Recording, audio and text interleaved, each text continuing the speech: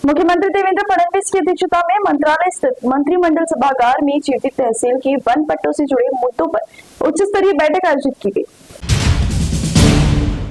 चंद्रपुर जिले की चिरती तहसील के वन क्षेत्र में स्थित कृषि भूमि वाले किसानों को विभिन्न सरकारी योजनाओं का लाभ दिलाने के लिए आवश्यक कार्रवाई करने का निर्देश मुख्यमंत्री देवेंद्र फडणवीस ने संबंधित अधिकारियों को दिए। मुख्यमंत्री की अध्यक्षता में मंत्रालय स्थित मंत्रिमंडल सभागार में चिरती तहसील के वन पट्टों से जुड़े मुद्दों पर उच्च स्तरीय बैठक आयोजित की गई। बैठक में वन मंत्री गणेश नाइक, आदिवासी विकास मंत्री एवं चंद्रपुर जिले के पालक मंत्री अशोक उइके, विधायक देवराव भोंगले, राजस्व विभाग के अपर मुख्य सचिव विकास खारगे, वन विभाग के अपर मुख्य सचिव मिलिंद मेस्कर, चंद्रपुर के जिलाधिकारी वसुंधरा पंत, राजूरा के उप विभागीय अधिकारी रविंद्र माने समेत वरिष्ठ अधिकारी उपस्थित थे। बैठक में बताया गया कि चिरती तहसील के कई गाँव राजस्व अभिलेखों में गाँव के रूप में दर्ज है, लेकिन वन विभाग के रिकॉर्ड में उन्हें आरक्षित वन क्षेत्र दर्शाया गया है। इस विसंगति के कारण किसानों को डिजिटल 7/12, पीएम किसान सहित अनेक सरकारी योजनाओं का लाभ नहीं मिल पा रहा है। मुख्यमंत्री ने कहा कि वर्ष 1980 से पूर्व की भूमि के संबंध में आवश्यक दस्तावेज उपलब्ध होने पर उन्हें वन क्षेत्र से बाहर करने की प्रक्रिया अपेक्षाकृत सरल है, जबकि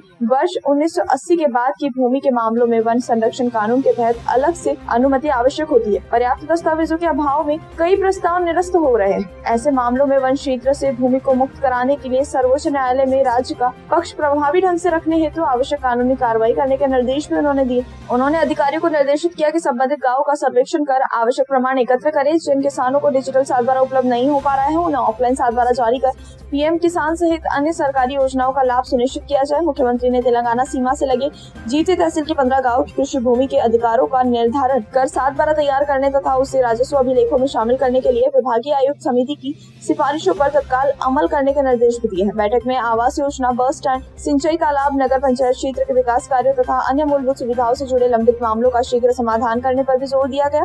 साथ ही जानकारी दी गई कि तहसीलों में कोतवाल पदों के सृजन की प्रक्रिया भी शुरू की जा रही है। इस अवसर पर विधायक देवराव भोंगले ने चिरती तहसील की वन भूमि संबंधी समस्याओं का शीघ्र समाधान कर किसानों को राहत देने की मांग की। इस बैठक में जिलाधिकारी वसुंधरा पंत ने विषय पर विस्तृत प्रस्तुतिकरण भी दिया।